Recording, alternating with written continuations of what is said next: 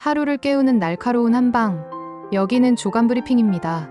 오늘도 대한민국 정치판과 국제 이슈, 그리고 생활 소식까지 한데 모아 전해드립니다. 민주당 지선 승기 잡나.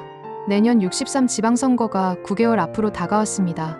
총선, 대선에 이어 지선까지 민주당이 승리를 이어갈 수 있을지 관심이 쏠리고 있죠. 여러 지표가 민주당엔 유리, 국민의힘엔 불리하게 나오고 있습니다. 개혁 열망 속에 국민의힘이 TK 지역 정당으로 축소될 가능성까지 언급됩니다. 대통령실 특수활동비 전격 공개.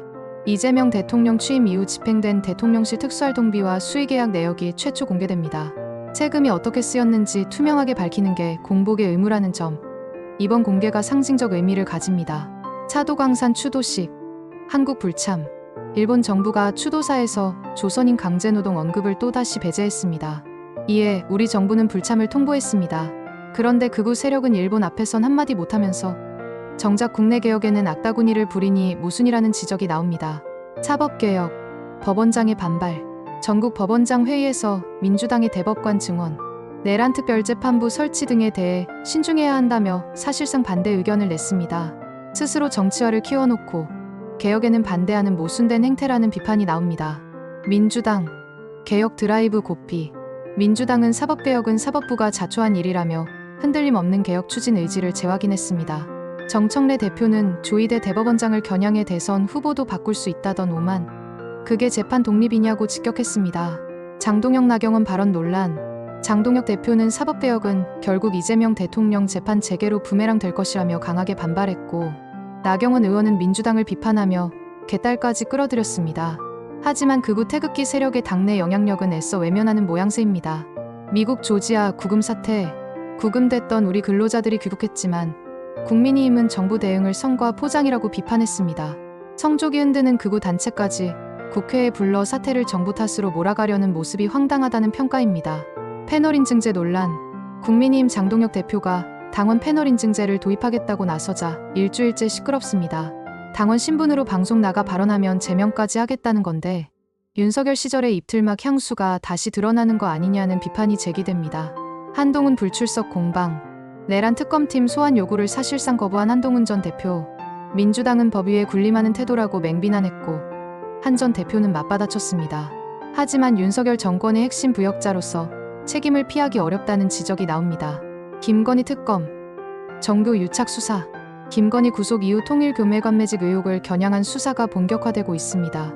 권성동 의원 등 핵심 인사의 구속 심사가 예정된 이번 주, 사법개혁 필요성이 다시 확인되는 분수령이 될 전망입니다. 학생 휴대폰 압수 논란. 안창호 인권위원장이 민주적 규칙을 지키는 게 강한 민주주의라며 학생 휴대폰 일괄 수거를 옹호했습니다.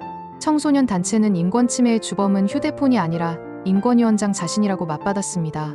방통위 폐지, 새 위원회 출범. 정부 조직 개편안에 따라 방통위가 폐지되고 방송미디어통신위원회가 신설됩니다. 합의제 기구 명목이었지만 실상 대통령 직속 기관이었던 방통위. 이제 이름만 바꿔 권력기관 유지하겠다는 거 아니냐는 비판도 나옵니다. 전광훈의 망언. 전광훈 목사가 윤석열을 현직 대통령으로 복권시켜야 한다고 주장했습니다. 통일교, 신천지 같은 이단과 함께한 윤 정권을 복권시키자는 개신교 지도자라 듣는 국민들만 민망할 따름입니다. 극우 폭력 조직 실형. 한국의 KKK라 불린 자국민보호연대 박진재 대표가 실형을 선고받았습니다. 전광훈의 자유통일당 출신이자 극우 인사였던 그는 인종차별과 폭력의 상징이었습니다. 보우소나루 전 대통령 중형.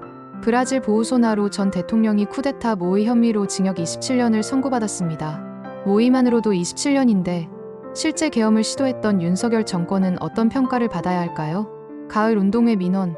가을 운동회에서 발생한 소음 민원으로 아이들이 주민들에게 사과하는 일이 벌어졌습니다. 한때는 온 동네 잔치였는데 이제는 민원과 경찰 출동이라니 씁쓸합니다. 기생충 감염주의보. 야외 활동과 나름식 섭취로 인한 기생충 감염 사례가 잇따르고 있습니다. 가을철, 구충 제한 알챙기시라는 전문가 조언이 나옵니다. 기타 단신. 국민의힘은 여의도 대통령은 정청래라며 견제에 나섰습니다.